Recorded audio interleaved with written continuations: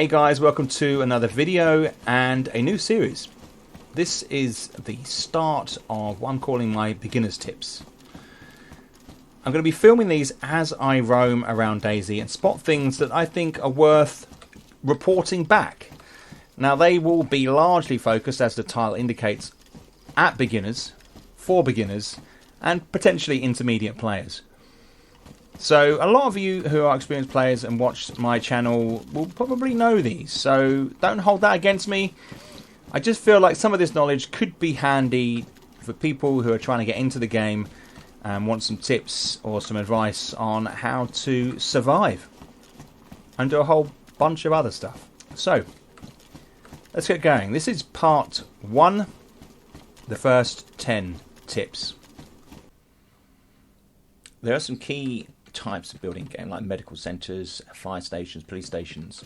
Now the type of loot you get in those locations will spill over to buildings that are next to them. So you can see we've got the med centre there. This is just a house. Ordinarily it would just have standard loot in it, but as you can see, the loot has spilled over into this building. It's spawning, medical loot spawning here, and you can see we have bandages, we've got IV starter kits, we've got some pills, we'll take those, some other kits there. Basically, make sure you loot the buildings up next to these key structures where you're looking for particular types of loot.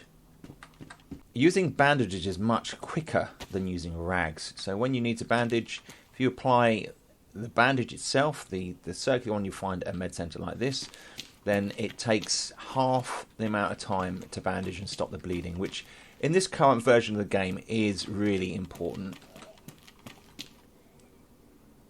Getting lost in DayZ, especially when it's tipping down with rain, can be quite easy. One way to navigate is to use the railway lines. They'll lead you from one town to the next, although you'll be quite exposed if you follow these. Another one that's probably more subtle is by using the electricity lines you will see spanning across the land, and there are some smaller ones, some bigger ones, and they will lead you through the countryside to particular locations, towns and other places like that.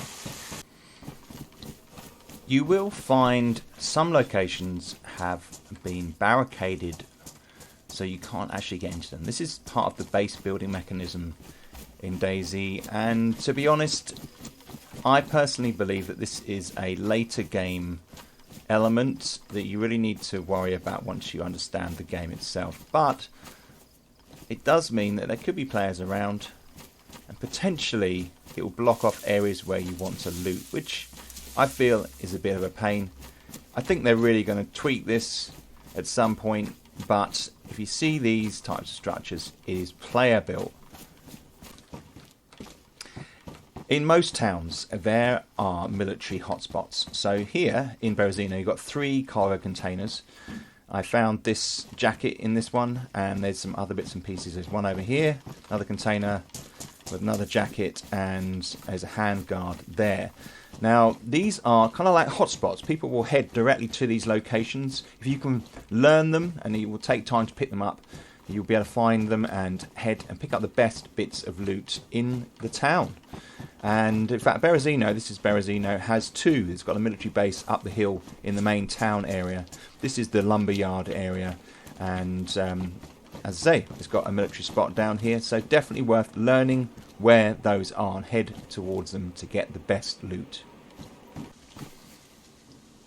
So when you come into a town, and this is with 1.12, if doors are closed, either there's been a server restart or someone hasn't looted this area. Okay, and it could be both. It's a good sign. If you go anywhere and find that the doors are all open, the chances are it has been looted.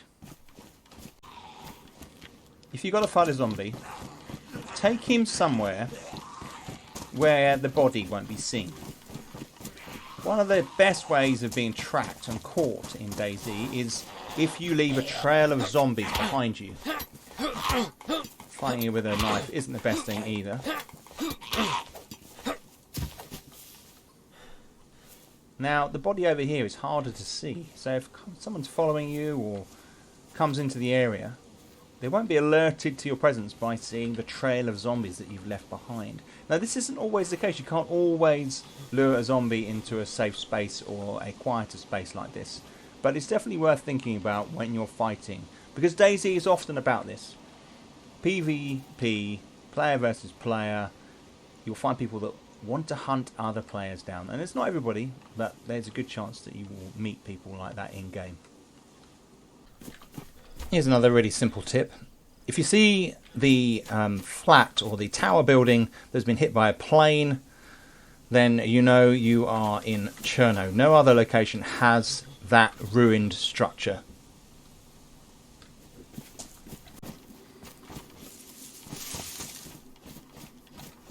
On the user interface, you'll see your food and thirst to the right, and you can see on mine at the moment that the levels are yellow.